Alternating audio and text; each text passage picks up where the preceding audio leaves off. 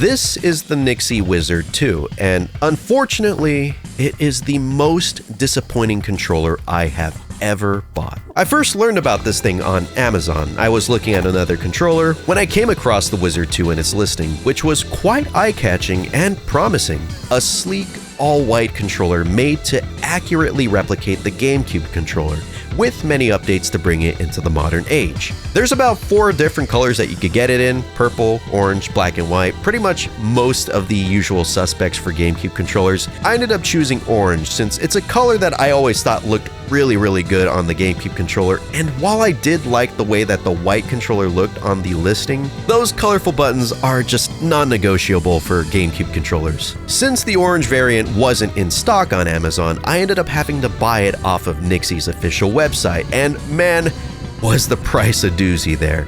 $90. Thankfully, there was a sale going on at the time, so it came out to around $70-ish, but $70 alone is already in the realm of official PS5 and Switch controllers. After I unboxed the Wizard 2 and finally got to hold it in my hands, I immediately had my first criticism of the controller. It just doesn't feel good. It feels plasticky, it feels light. For a controller with this hefty of an appearance and a price point to match, I'd expect it to feel a bit more substantial. As for the rest of the controller, the feel, to me, is a bit inconsistent. Starting with the sticks, both the left stick and the C stick feel pretty good. I don't know the fancy lingo about it, but just the sensation of pushing the sticks with my thumbs feels satisfying. They're also TMR, which means that they won't drift as easily as other controllers. The face buttons are actually micro switches. They have this instantaneous click that feels really good, and also, I assume, gives faster input compared to typical membrane buttons. Despite my uncertainties about it from videos I've watched, I really enjoyed this change. The D-pad is not really my thing.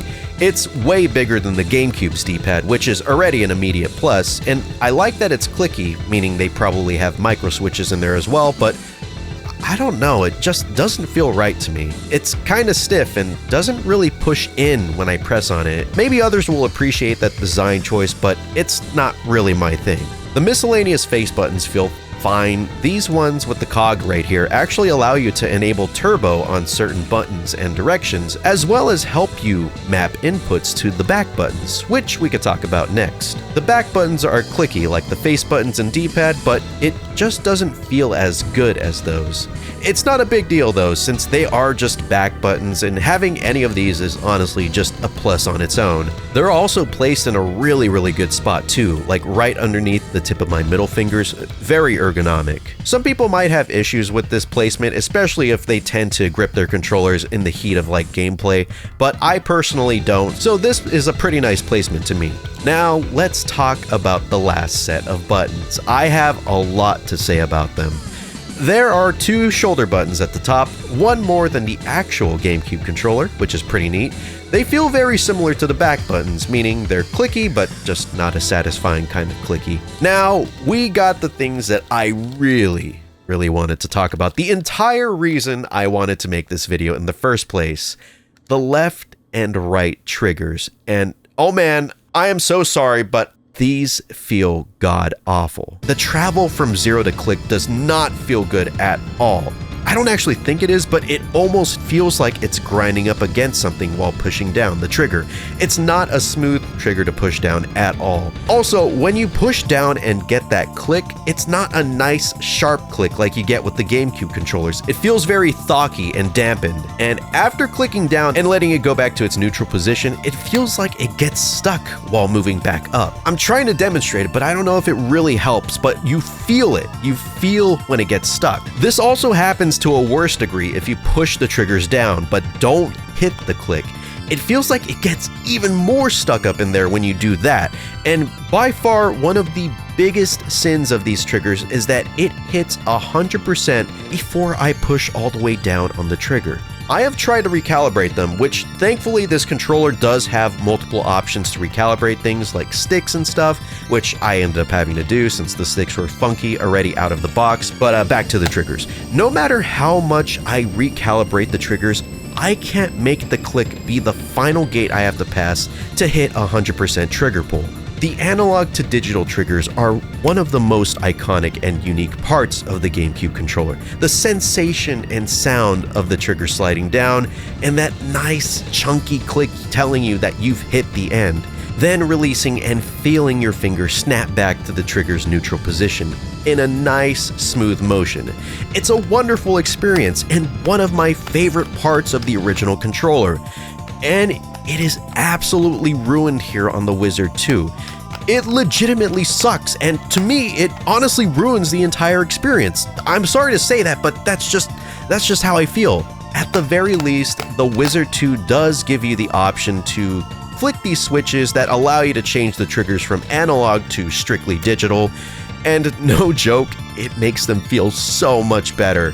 There's actual clicky micro switches when it's in digital mode, and I like that a lot, but this should be a feature that I may want to mess around with every now and then, not a mandatory decision I make to fix an issue that shouldn't be there in the first place. Okay, let me give myself a break from talking about something I absolutely despise, so let's talk about some things about the controller that are not as aggravating. It has gyro support, which I feel worked pretty well during Breath of the Wild. It says to have HD rumble, which I can't really say for certain it does or not, but I do know that the rumble is really freaking loud, that I unfortunately had to disable it, and supposedly you could scan your amiibos with this controller. I haven't had the chance to do so myself, but it is a feature that is mentioned both on the box and on the Amazon listing. You can remove the left and right halves from the middle part and then connect it to the Switch 1's Joy-Con rails.